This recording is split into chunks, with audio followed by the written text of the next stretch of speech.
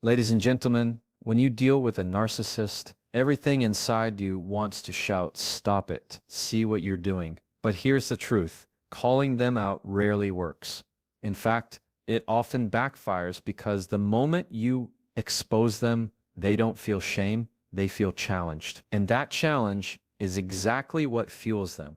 So instead of trying to fight their fire with more fire, God shows us a better way. Silence, wisdom, and restraint. Silence is not weakness, it's strategy, it's strength wrapped in peace. When you don't give them your reaction, you're starving the very thing they crave: attention and control. Your calm becomes the boundary, your restraint becomes your armor. You don't have to match their chaos with chaos. Instead, you respond. Instead of react, you step back, you breathe, you guard your peace like it's treasure, because it is. Remember, it's not your job to fix a narcissist. It's not your role to convince them to see the truth. That's a burden you were never meant to carry. What you can do is protect your energy, detach with dignity, and let God fight the battles you cannot. Because God sees the things you don't. He knows the hearts, the intentions, the manipulation. And when you stay quiet, when you refuse to be pulled into their trap, you're not losing. You're letting God handle what only He can. So next time a narcissist tries to bait you, don't call them out. Don't wrestle in the mud. Instead, stand in stillness, stand in peace, and stand in trust. Because the most powerful voice in the room is often the one that chooses silence, backed by the strength of God. When you confront a narcissist head-on, what you think will expose them actually fuels them. You believe that by pointing out their lies, their manipulation, or their arrogance, they'll have no choice but to back down. But the opposite usually happens. Confrontation does not humble them, it empowers them. Here's why a narcissist thrives on conflict. Attention is their oxygen. Even if it's negative attention, it keeps them in control. When you call them out, you're stepping onto their stage, playing by their rules, and speaking their language. They don't hear your words as truth. They hear them as challenge. And challenges to them are opportunities to twist the story, play the victim, or escalate the situation, until you're the one who looks unreasonable. That's the trap. You think you're taking back power, but really you've handed them the script to control the scene. They will deny, deflect, and project until you're exhausted, questioning yourself, and maybe even apologizing for the very thing you called out. So instead of pouring gasoline on their fire, the wiser choice is to step back and starve it. Silence, restraint, and calm are not signs of weakness. They are strategies of strength. They say, "I refuse to play this game." Think of it like this. When someone is shouting into an empty room, their voice eventually loses power. But if you stand there shouting back, the volume doubles and the room fills with chaos. The narcissist wants you in that chaos. That's where they feel most at home. But when you don't shout back, when you hold your ground in quiet strength, you take away the very environment they need to thrive. This doesn't mean you tolerate abuse. Boundaries are still necessary. But boundaries don't have to be loud to be effective. A boundary can sound like silence. It can look like distance. It can be as simple as walking away, changing the subject, or choosing not to engage. That's not avoidance, that's wisdom. And here's the part most people forget. You don't need to make someone else see who they are. That's not your assignment. You don't need to prove the truth, because the truth has a way of surfacing on its own. Life has a way of revealing what people hide. God has a way of balancing what looks unfair. So the next time you feel that urge to call them out, pause, ask yourself, am I doing this to find peace, or am I doing this to fight for control? Because peace never comes through fighting, and control is exactly what they want you to hand over. In a world that often equates being loud with being strong, silence can feel uncomfortable. We think if we don't speak up, if we don't defend ourselves, we're being passive. But silence is not surrender.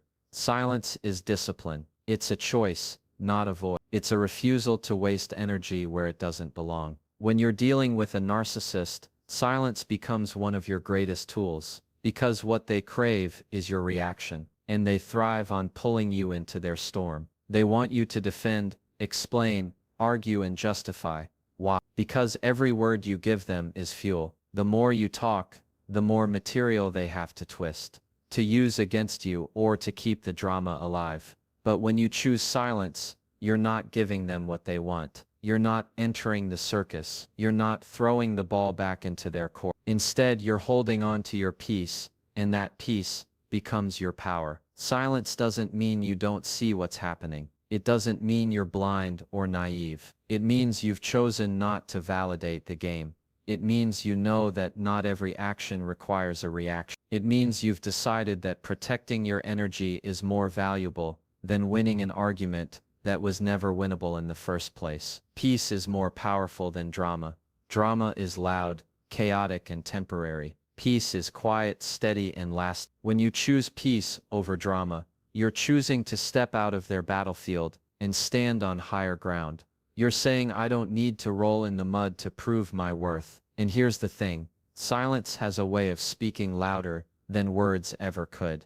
It unsettles people who expect conflict. It frustrates those who try to bait you. It sends a message that says, I am not available for this kind of energy. That's strength. That's not weakness. You can walk away without explaining yourself. You can pause before responding. You can let their words hang in the air without giving them oxygen. That doesn't make you powerless. It makes you wise, because wisdom understands that silence is often the loudest statement you can make. Of course, there's a difference between silence and suppression. Suppression is holding in pain because you're afraid. Strategic silence is choosing not to engage because you value your peace. One imprisons you, the other frees you. So the next time you're tempted to defend yourself against someone who only wants drama, stop, breathe. Remind yourself silence is not weakness. It's strength in disguise. It's strategy with purpose. And as you hold your silence, remember this: peace is not found in proving your point. Peace is found in knowing you don't need to. Because in the end, silence will protect you from battles not worth fighting, and peace will carry you further than drama ever could. There's a huge difference between those two. A reaction is immediate, it's emotional. It's that quick burst of anger, frustration, or defensiveness that leaps out before you even realize it. And that's exactly what a narcissist wants, your reaction.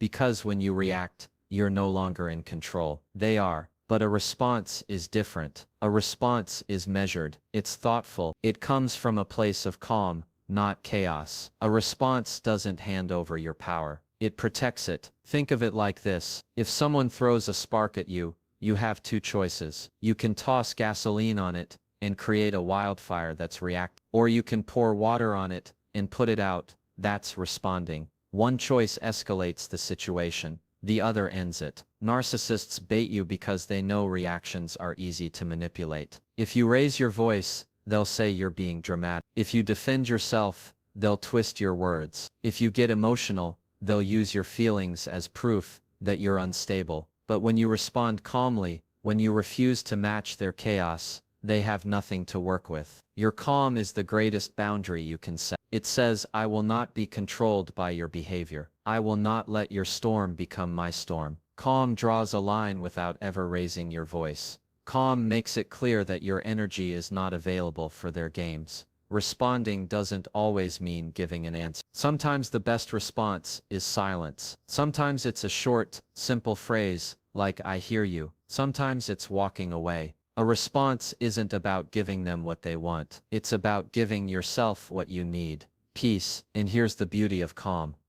People who thrive on conflict don't know what to do when you don't join the fight. Your calm doesn't just protect you, it unsettles them because they can't control someone who refuses to be moved. This doesn't mean you suppress your feelings. It means you take ownership of them. You decide when and how you will use your voice. You choose wisdom over impulse. That's real strength. Not the loudest in the room, but the one who doesn't need to prove anything. Next time you feel the heat rising, pause, breathe, count to 3 if you have to remind yourself, I am not required to react. Then decide with intention how to respond. Because here's the truth, every reaction costs you energy, but every calm response protects. So when you're facing manipulation, lies, or bait, don't let your emotions run the show. Stay steady, stay calm, because your calm is not just a boundary, it's a shield. And sometimes the strongest voice you'll ever have is the one that stays composed when everything else is trying to pull you apart. When you deal with a narcissist, it's easy to feel like it's your job to fix them. You see the lies, the manipulation,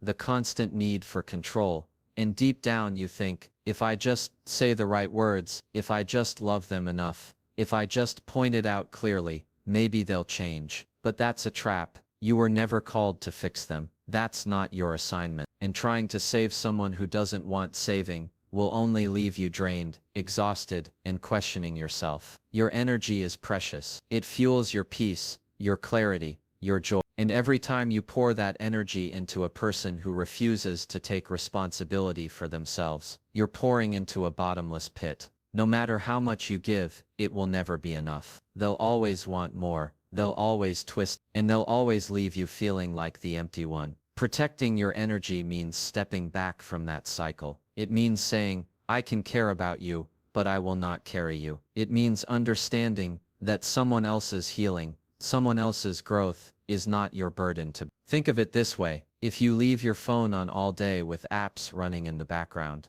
eventually the battery drains and the phone shuts down. The phone wasn't broken, it was just overused without being recharged. That's what happens when you keep giving your energy to people who only they don't recharge you, they drain you. And if you don't protect yourself, you'll shut down emotionally, mentally, maybe even physically. Protecting your energy doesn't mean you're cruel. It doesn't mean you stop caring. It means you set boundaries out of wisdom, not out of bitterness. It means you learn to say no without guilt. It means you step back not because you don't love, but because you do love yourself, your peace, and your purpose. And here's the truth: a narcissist doesn't want fixing because fixing requires accountability, and accountability requires humility. They're not interested in either. So the more you try to heal them, the more you're sacrificing yourself for something that will not change. That's why the wisest thing you can do is guard your energy like treasure, because it is. So instead of asking how do I fix them, start asking how do I protect me. That shift changes everything, because when your energy is intact, you can see clearly, you can make better choices, you can walk away when you need to, and you can focus on the people who actually value respect and pour back into you. Remember this: you're not responsible for their transformation. You're responsible for your peace. You don't have to fix them. You only have to guard yourself. And sometimes the greatest act of strength isn't in saving someone else. It's in saving your own energy for the life God has actually called you to live. One of the hardest lessons in dealing with a narcissist is learning to step back without feeling guilt. Your heart wants to engage, to reason, to love, or even to rescue. But detachment is not rejection, it's protection. It's understanding that your well-being is just as important as anyone else's, and that sometimes the healthiest choice is to create space. Detachment doesn't have to be dramatic. It doesn't need a public announcement or a confrontation. It can be as simple as limiting contact, slowing down conversations, or choosing not to engage in topics that lead to conflict. It can be as subtle as emotionally stepping back while remaining courteous. Dignity is in how you carry yourself, not in how loudly you announce your absence. Reading distance without guilt is a form of self-respect. Many people feel guilty because they've been conditioned to believe that caring for someone else means sacrificing themselves. But you cannot pour from an empty cup. You cannot offer clarity, kindness, or love if your energy has been depleted in a battle that never needed to be fought. When you detach with dignity, you send a clear message without words: I will no longer participate in what harms me. You're not punishing them, and you're not abandoning your values. You're protecting your boundaries while maintaining your integrity. You're choosing your peace over their chaos. Guilt often comes from misunderstanding your role in another person's life. You are responsible for yourself, your choices, and your energy, not for controlling, fixing, or managing someone else's behavior. When you detach, you are not failing them. You are fulfilling your responsibility to yourself. Think of detachment like tending a garden. You cannot control the growth of every plant. Some plants thrive, some wither, and some grow in directions you don't anticipate. Your job is to water what needs nurturing and remove what is choking your growth. Distance allows you to focus on what truly matters, while leaving the rest to unfold naturally. Dignity comes from doing this calmly, and without drama. It comes from refusing to let anger, shame, or fear dictate your actions. When you detach quietly and purposefully, you rise above the chaos. You show strength without aggression. You show value without debate. And here's the ultimate truth. Detachment is not about what you lose. It's about what you gain. You gain clarity, energy, peace, and the ability to live according to your principles, rather than someone else's manipulation. You gain the freedom to focus on people and things that align with your purpose. So step back when you need to protect your space, limit contact, refuse unnecessary conflict, do it without guilt, without apology, and without anger. Detach with dignity, because your life, your peace, and your joy are worth far more than proving a point or forcing someone to see the truth. Attachment is not abandonment, it is liberation, and liberation, lived with grace and dignity, is one of the most powerful statements you can make. One of the most freeing truths in dealing with a narcissist, or anyone who challenges you,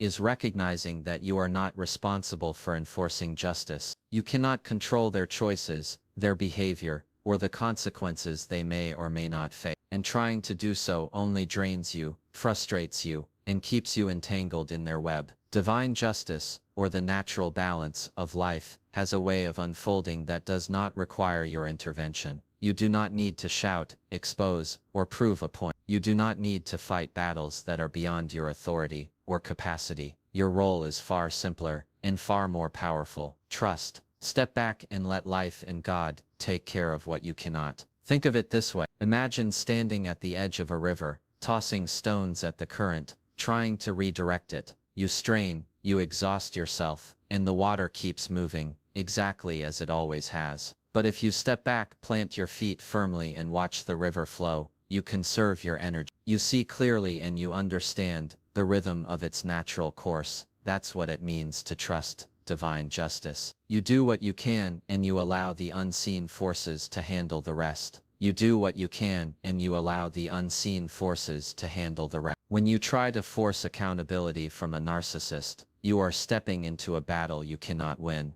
They do not operate by the same rules you do. They are guided by self-interest, ego, and manipulation. Your attempts to enforce fairness will often backfire. But when you release the need to control, you release yourself from emotional exhaustion and fear. You free your mind to focus on what truly matters. Your life, your purpose, your peace. Trusting that God handles what you cannot does not mean inaction. It does not mean passivity or indifference. It means discernment. It means knowing when to act, when to speak, and when to step back. Your energy is not wasted in battle. It is preserved for growth, love, and meaningful action. The universe has a way of balancing accounts. People's actions, good or bad, eventually return to them. Karma, divine justice, or simply natural consequence, call it what you will, works without your need to micromanage it. You do not have to shout to make it happen. You do not have to force recognition or retribution. You only need faith, patience, and self-restraint. So the next time you feel the urge to expose,